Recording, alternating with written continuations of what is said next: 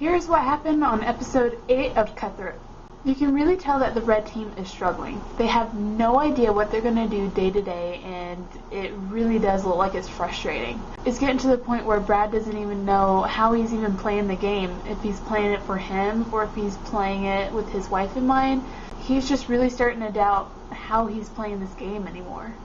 The blue team, however, is feeling really strong and confident, and they feel like they have the best team out of all three teams. Which it does seem to look like that because they have a lot of team unity, they train every day, and they just look really fit. And then we have the gray team, who's pretty much split down the middle. We've got Sarah and Laurel, who do not want Cara Maria on their team at the final, and they want to do everything that they can to get rid of her. And then we have Abram, Luke, and Cara Maria, who are trying to play the game as best and fair as possible. And they're trying to figure out what they can do to win.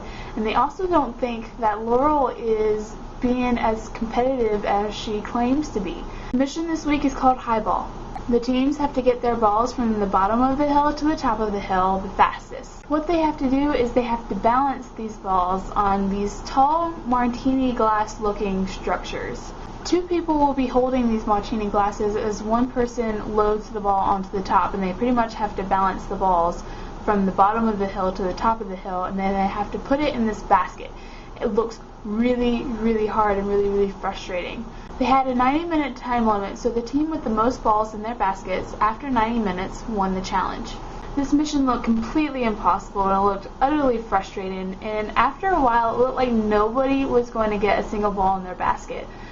That was until Abram and Laurel pretty much dominated the entire mission.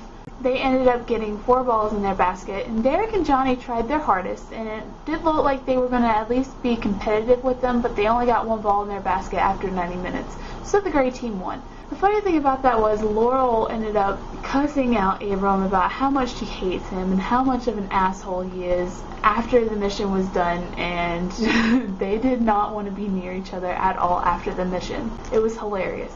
At the Gulag deliberation, the red team finally got their shit together and voted in unanimously Tori and Tyler, who volunteered themselves to go into the Gulag anyway. The blue team also voted in unanimously Johnny and Teresa to go into the Gulag as well. Tori has serious doubts on whether she can finish the final, so she's really contemplating on whether she wants to throw Gulag or continue competing and try and win a Gulag. Tyler also feels really confident in his abilities to beat Johnny in the Gulag, and Johnny kind of looks sort of insecure about it. The Gulag this week is back up off me. Tyler was really excited to hear that this was the Gulag that he would be competing in, and he felt really confident in his abilities to beat Johnny in this one. But TJ threw in a little twist. Instead of the challengers facing each other in this Gulag, they would be facing some veterans from the past. He brought back 2 of the strongest players in any of the challenges to date, and those people would be Tina and CT.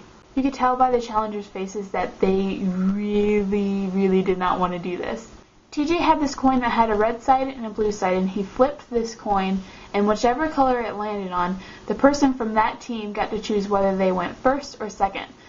And they did this for both the boys and the girls. Since it landed on red both times, both Tyler and Tori got the blue team to go first. They showed Teresa's bout with Tina, and Teresa actually beat Tina.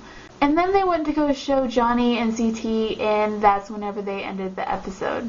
I hate when they do this. I really cannot wait for next week's episode, and it's going to be so intense because you have yet to see any of the guys' gulags, and CT is a beast, and I want to see him have no mercy on these guys, especially Johnny, because I don't like Johnny. Until next week, I will see you guys later. Bye.